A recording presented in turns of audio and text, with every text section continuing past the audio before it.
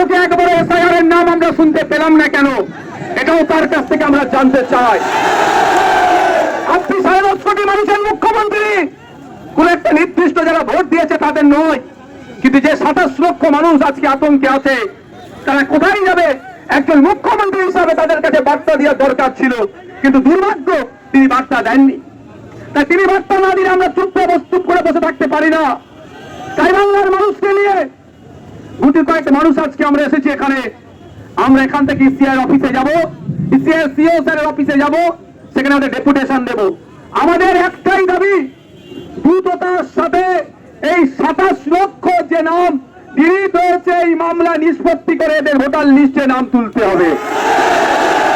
পাকামো হচ্ছে, কারো বাবার নাম দিয়ে ছেলে পার হয়ে গেল, মেয়ের ভোটার লিস্টে নাম এসে গেল, বাবার নামটা ডিলিট হয়ে গেল। অবাক কাণ্ড, বাবার নাম আছে, ছেলে মেয়ের নাম ডিলিট হয়ে গেল। এই অবাক কাণ্ড, মানে যার ইচ্ছা পেরেছে র্যান্ডামলি ডিলিট করেছে। তাই বন্ধুগণ, আপনারা ধন্যবাদ জানাবো। এই বৃষ্টি প্রথমে রোদ ছিল, রোদকে উপেক্ষা করে বৃষ্টিকে উপেক্ষা করে আমরা ধর্মতলায় এসে পৌঁছেছি। আজকে আমাদের এখান থেকে একটা টিম ডেপুটেশন দিতে যাবে। তারপরে কি হলো না হলো স্বাভাবিকভাবে এসে জানাবার দরকার, কিন্তু এই বৃষ্টিতে আপনাদেরকে আমি আর আটকে রাখবো না। বক্তব্য শেষের সাথে সাথে আপনাদেরকে বলবো বাড়ির পথে রওনা দেবেন। আর কি হলো না হলো ওটা social media, mainstream media, ISF এর পেজ, বিভিন্ন আইডি থেকে আপনারা জানবেন। আমাদের নেতৃত্বের মাধ্যমে কি আলোচনা হয়েছে আপনাদের ওটা জানিয়ে দেওয়া হবে। তবে একটাই কথা, একটাই আমাদের দাবি, সেটা হচ্ছে দ্রুততার সাথে এই মামলা নিষ্পত্তি করে এই 27 লক্ষ যে নাম আছে তাদের ভোটার লিস্টে নাম তুলতে হবে।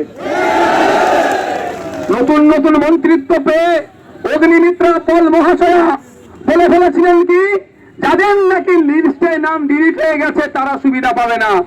তারপরে কিন্তু সেটা তিনি প্রত্যাহার করে নিয়েছিলেন। আমরা এর প্রতিবাদ জানিয়েছিলাম। আজকেও বলছি, অগ্নিমিত্রা পল মহাশয়া, ভোটার লিস্টে নাম থাকার সাথে নাগরিকত্বের কোনো প্রমাণ হয় না। নাগরিকত্ব যারা আছে তারা ফ্যাসিলিটিস পাবে, ভোটার লিস্টে না নাম থাকলে থাকা না থাকা এটা আমাদের নয়, ওটা ইসিআইয়ের কাজ।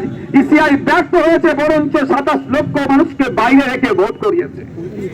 তাই মাননীয় অগ্নিমিত্রা পল মহাশয়াকে বলবো, একটু মমতা ব্যানার্জির দিকে দেখুন। আপনার মতো তিনি একজন ভদ্র মহিলা ছিলেন, আজকে তিনি প্রাক্তনের তকমা নিয়ে ঘুরছে। ক্ষমতায় এসেছেন বলে না মানুষকে মানুষ ভাবতে হবে।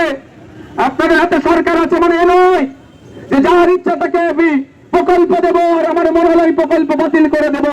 এটুকু মাথায় রাখবেন, দেশ চলে কারো কথা পেরাই সংবিধানে, নাগরিকত্বের কথা বলা আছে, আমরা ছেড়ে কথা বলবো না। আমি দেখছিলাম হাওড়া, শিয়ালদা, বিভিন্ন জায়গায় আমরাও প্রতিবাদ করেছি। যা ইচ্ছা তাই করে হকার দিকে উচ্ছেদ করছে।